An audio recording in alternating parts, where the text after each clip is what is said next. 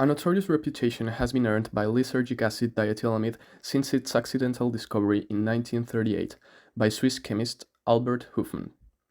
LSD's journey from laboratory curiosity to countercultural icon has been marked by a complex interplay of scientific inquiry, psychiatric experimentation, and societal upheaval, originally synthesized for its potential medical applications. The early history of LSD is deeply rooted in the fields of psychiatry and pharmacology. The full extent of LSD's mind-altering properties became apparent after Hofmann's bicycle ride home from the lab in 1943.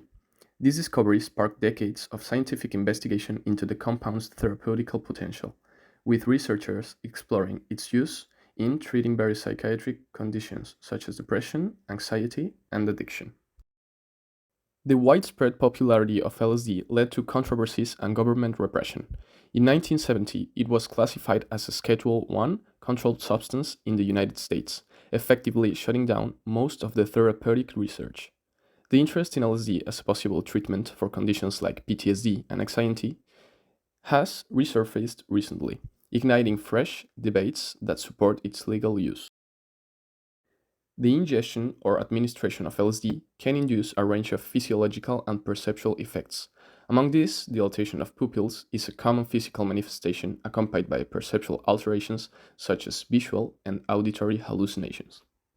Additionally, users may experience cognitive disturbances including confusion, difficulty concentration, and headaches.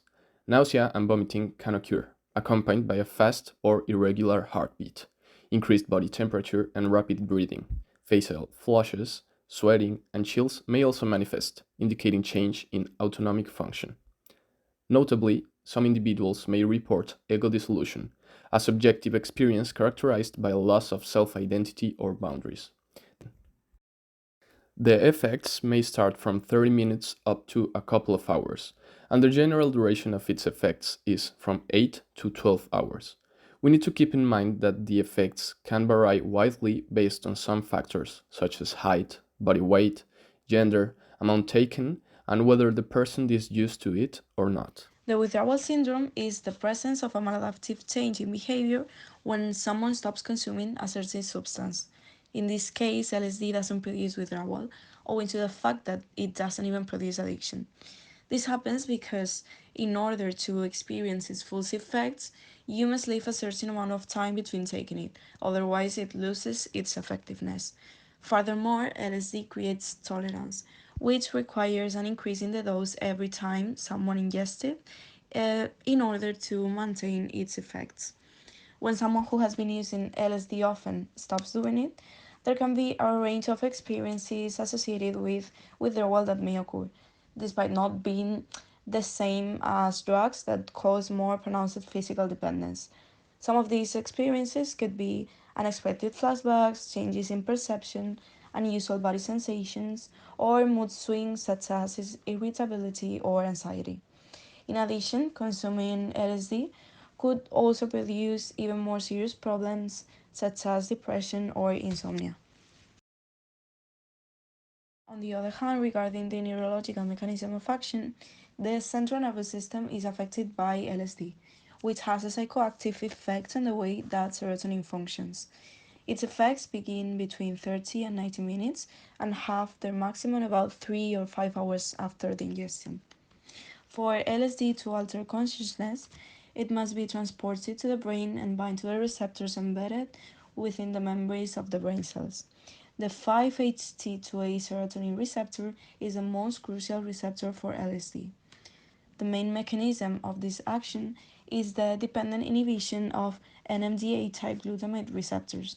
The blockade of this kind of receptors, with the increase in stimulation of serotonin 5-HT2A receptors, can produce an imbalance of neurotransmitters within CSTC circuits, which leads to the opening of the thalamic filter. On the same hand, it is thought that they are counteracted by glutamatergic information derived from corticostriatal pathways.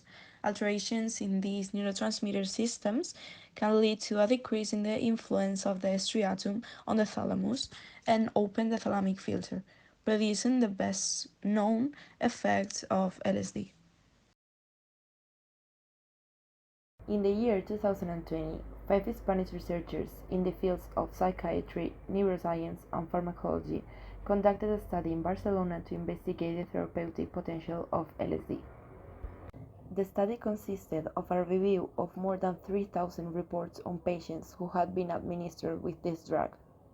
However, after applying the inclusion and exclusion criteria, only 11 managed to be studied by the researchers. The main conclusion they obtained from this review was the need for further research on this topic, given the difficulty of finding more related documents. However, they also emphasized that LSD may have a potential use in the treatment of alcoholism, since improvements had been observed in patients with the disorder who treated with LSD.